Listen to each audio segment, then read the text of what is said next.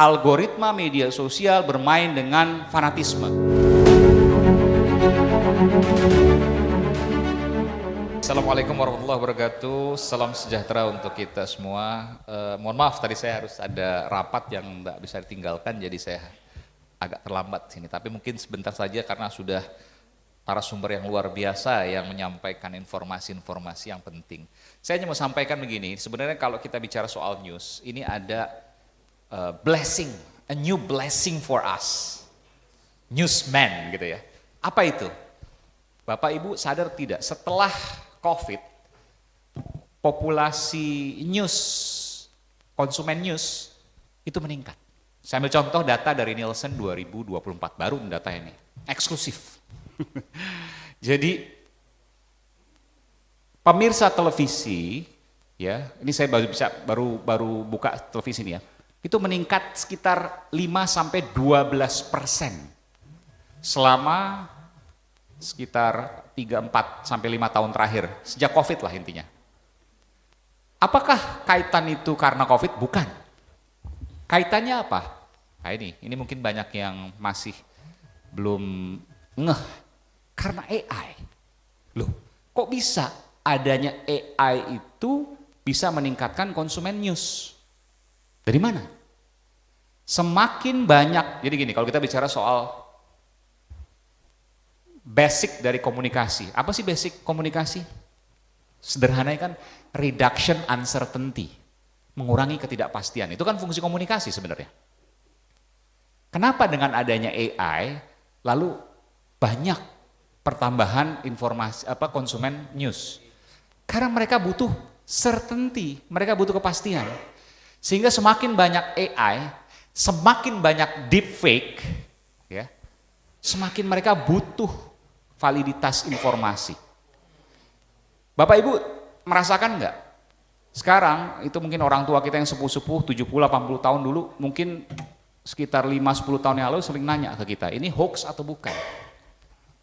Sekarang kalaupun masih pasti jumlahnya berkurang. Mereka sudah bisa, betul masih, tapi jumlahnya berkurang. Mereka sudah bisa sedikit banyak ya membedakan mana itu asli, mana itu hoax. Meskipun sekarang ya orang tua saya ketipu juga tuh karena ada banyak yang AI yang beli obat ini nggak usah minum obat ini nggak usah ke dokter segala macam, darah tinggi turun, tensi turun segala macam. Yang ngomong dokter Boyke segala macam itulah. Pernah lihat ya?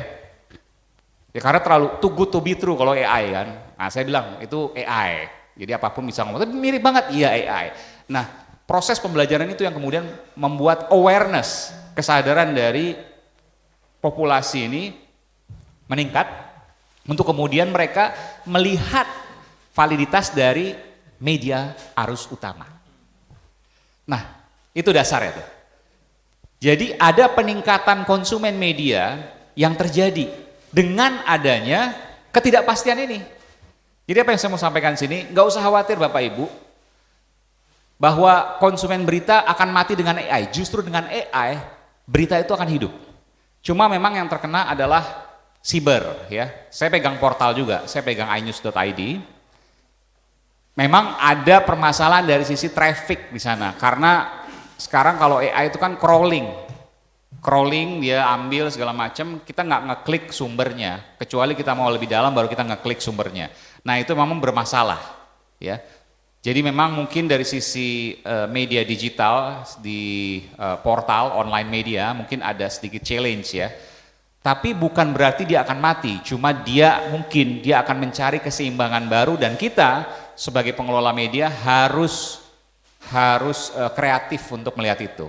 Tapi bahwa secara umum ada peningkatan konsumen media itu valid.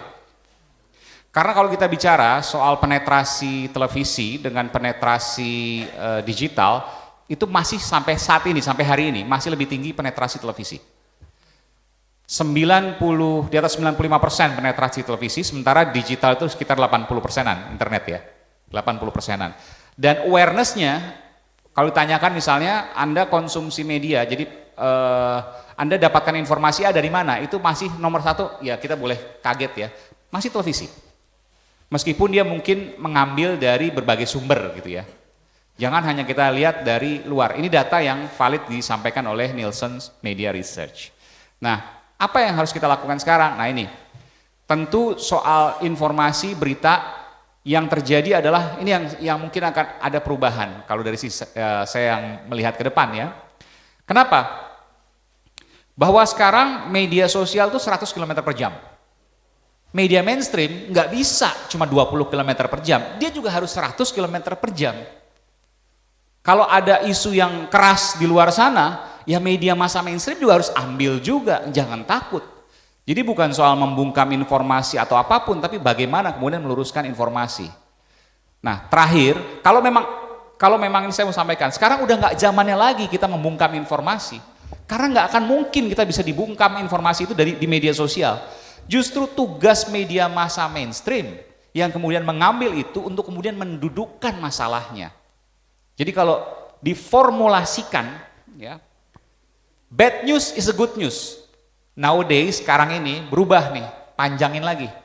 Bad news is a good news for clarifying the issue from uncertainty to certainty. Itu prinsip yang harus dipegang. Karena ketika kita tahan informasi di sini, tapi kemudian media sosial bermain dengan algoritmanya, bahaya sekali. Kenapa?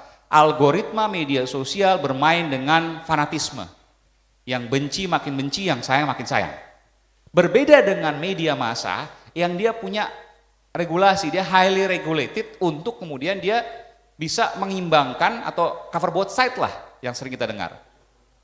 Nah, mindset itu yang harus kita sampaikan ke siapapun. Bukan lagi memilah informasi kita mainkan, enggak, tapi kita tadi Bung Aryawan sudah sampaikan ya, Pak Dr. Aryawan menyampaikan bahwa sekarang kita ngambil dari media sosial, itu yang benar. Karena kita harus jadi rumah penjernih. Itu yang harus jadi kunci. Bukan kita menghindar informasi, tapi kita clarifying the information, the issue. From uncertainty to certainty. Demikian, terima kasih. Baik, tepuk tangan buat Pak Iman Wijaksana.